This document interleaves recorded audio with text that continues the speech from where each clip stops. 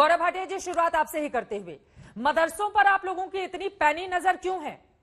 क्या कमी है उसमें जिसको लेकर आप लोगों को लगता है कि मदरसे में जो दीनी तालीम दी जा रही है उसको कम करके आधुनिक शिक्षा को ज्यादा बढ़ावा दिए जाने की जरूरत है?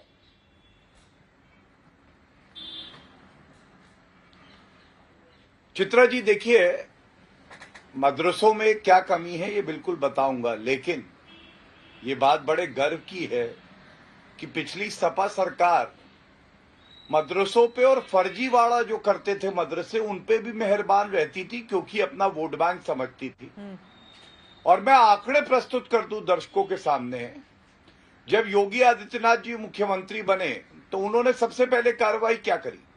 उन्होंने कहा कि जितने मदरसे हैं जिनको मान्यता सरकार ने दी हुई है, जिन पे रुपया टैक्स पेयर का खर्च होता है, ये आगे आए और अपने आप को रजिस्टर करें।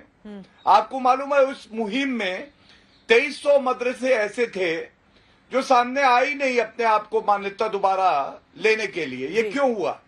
क्योंकि ये फर्जी थे। क्योंकि यहां होता ये था कि मौलाना भैया जाते नहीं थे मदरसा और वो कानून तोड़ रहे होते थे घर पे, लेकिन तनख्वाह पूरी आ जाती थी। इन मदरसों में लखनऊ की बात कर लें, 51 लड़कियां जिनको बंधक बना रखा था उनको छुड़ाया गया पुलिस द्वारा। ठीक है। शाहजहांपुर की बात कर ले, 20 करोड़ रुपए का घोटाला सामने आया।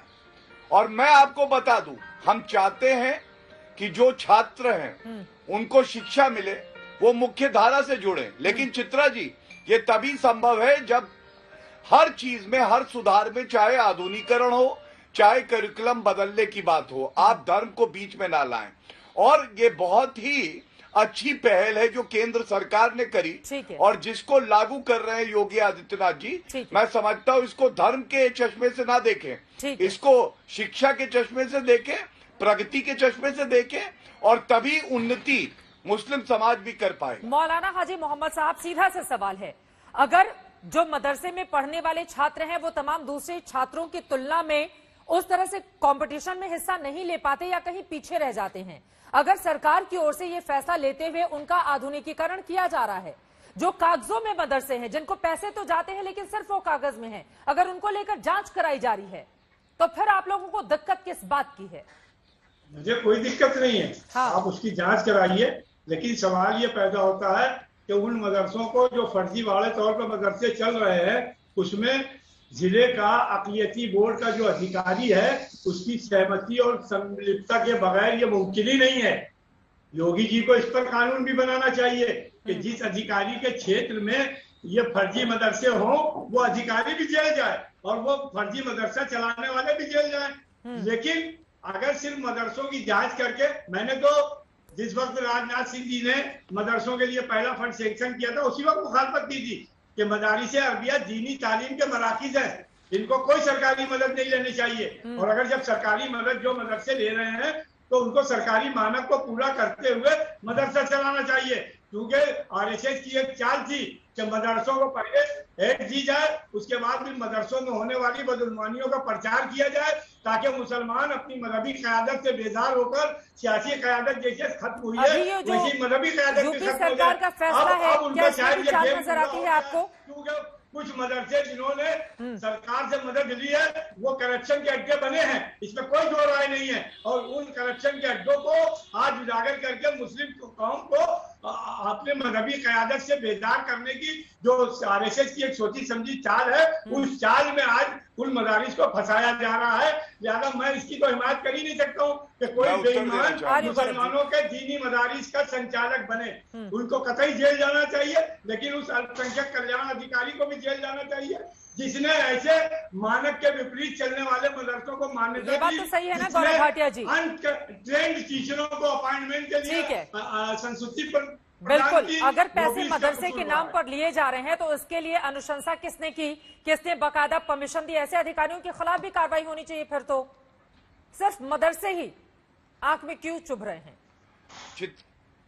चित्रा जी, हाँ देखिए, मुझे नहीं पता आप ये दूसरी बार पूछ रही हैं कि मदरसे ही क्यों चुभ रहे हैं, जबकि जो दर्शक देख रहे हैं, टैक्स पेयर देख रहा है, वो ये कह रहा है, मेरे दिल में खंजर भोंका जा रहा है कि मेरा रुपया जाता है कि बच्चों को शिक्षा मिलेगी, लेकिन मौलाना भैया बैठ के घर पे हलाला, ट्रिपल तलाक, बहु विवाह की बात करते हैं और सैलरी पूरी ले लेते हैं।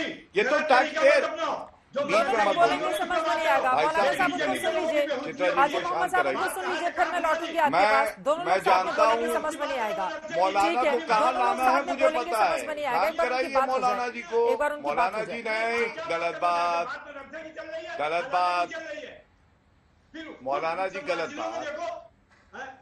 सुनिए चित्रा जी, ये गलत तरीका है। यही गुंडागर्दी जो चलती है, अराजकता जो चलती है, इसी वजह से संवाद नहीं हो रहे थे पाता। तो वो चुप थे। मौलाना साहब की आवाज भी थोड़ी धीमी आ रही है, उसको थोड़ा बढ़ाया जाए। मौलाना साहब 2 मिनट शांत हो जाइए, इनका जवाब देने के बाद आप बोलिएगा, प्लीज। ये तरीका ठीक नहीं है, 4 और लोग इंतजार कर रहे हैं। आप क्या बोल रहे हैं समझ में नहीं आ रहा है। गौरव भाटिया जी जवाब दीजिए जल्दी से उनके पहले सवाल पर। धन्यवाद। चित्रा जी देखिए, मैं सिर्फ इतना कह रहा था कि जो खंजर लगता है टैक्स पेयर के दिल पे, क्योंकि जो उनकी मेहनत की गाड़ी कमाई सरकार को वो देते हैं ये सोच की कि हमारे बच्चों को पढ़ाई मिलेगी, लेकिन वहां पे कुछ और काम चल रहा होता है। और आपने बिल्कुल सही कहा, आपने कहा कि ये बताइए कि जिन्होंने गलत अनुबंध किए या खिलाफ क्या कार्रवाई है। ये सवाल तो आपको सपा से पूछना चाहिए कि केवल वोट बैंक के नाम पे क्या धांधलेबाजी हो रही थी। हमने बताया 23 FIR हुई।